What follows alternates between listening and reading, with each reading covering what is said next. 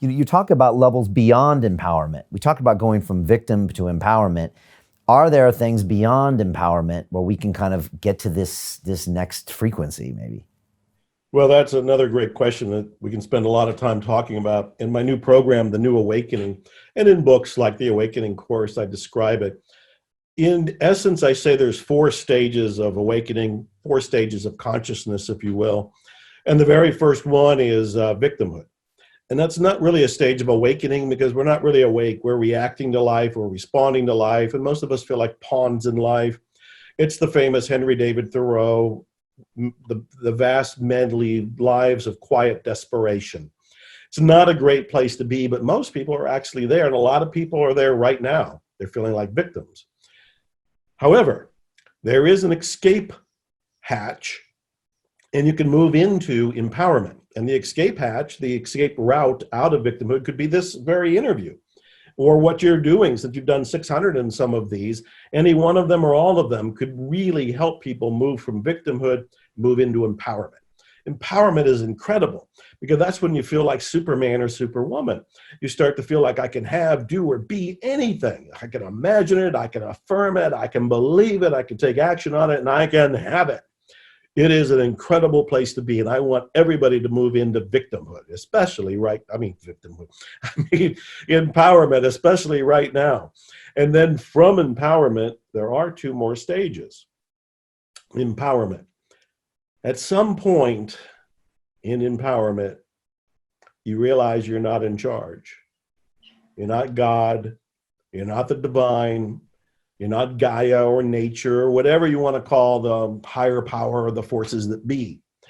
My father died last year about this time. If I was totally empowered and I was God, he'd still be alive. My mother died. If I was totally empowered, she'd be alive. Younger brother attempted suicide. If I was totally empowered, that wouldn't have happened. I am going through a divorce that has not been pleasant or easy, though it should have been, because I was basically willing to give away the farm, but I am being demonized and persecuted. Being totally empowered, that wouldn't be happening. And my new partner, as we developed our new relationship, developed neuro Lyme disease with 11 co-infections and has been near dead. And I have been basically her sole survivor to take care of her. And being empowered, that wouldn't have happened either.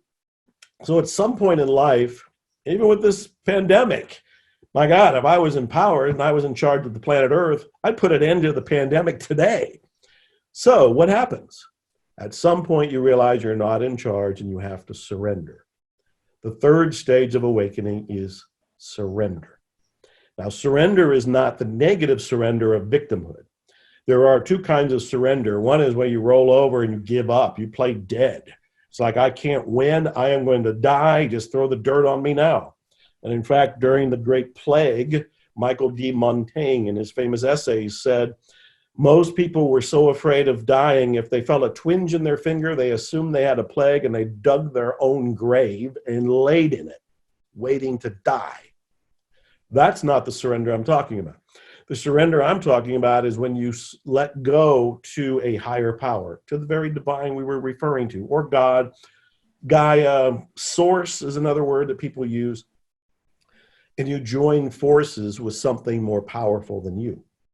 At that point, you become more empowered. You're almost more divinely empowered at that point. Because it's not just you. In empowerment, it's pretty much ego-driven. Not necessarily bad, unless you're Ryan Holiday. There's a book called, Ego is the Enemy. I don't think it's the enemy, but I do think ego needs to serve the divine rather than trying to run the show. So empowerment, at some point, you are thrown against the wall and you have to surrender. Because the struggle, you will never win. You have to surrender to a higher power and realize it has the best in store for you, more than what you even thought in store. This is where life is happening for you. And so you surrender to this divine power. And you learn to surrender by meditating. You had mentioned one of my books, Zero Limits, talks about Ho'oponopono, which is the famous Hawaiian healing, famous now, called Hawaiian healing modality, where you say 4 phrases. I love you, I'm sorry, please forgive me, thank you. They're actually on my shirt. as a way to petition the divine and to merge with the great something, with source. So the third stage is surrender. It's a divine surrender, but there's a fourth stage. And the fourth stage is awakening itself. I don't know anybody there. Awakening is where the divine or source or God lives and breathes through you, speaks through you. It breathes through you. It lives through you. You are in a place that some people would call enlightenment or the awakening itself. You cannot make that happen. That would be an ego trip. It's the ego saying, hey, I'm going to make myself awakened. No, the ego is going to have to exit stage right in order for that to happen. But you can prepare for awakening. And you prepare with meditation, with gratitude, with contemplation, with quiet time, anything that calms the chatter of the mind, helps you relax. So you can do what we also talked about at the beginning of this interview, reconnect to the divine. The more we can reconnect to the divine through whatever means that we're bringing to the table here, the more we have the opportunity for an awakening. An awakening comes by grace. You can't manipulate it. You can't pull a lever to make it happen. You can't take a pill to make it happen. What you need to do is prepare for it. Be grateful for what you have as you're preparing. And then one day, you may be blessed with that.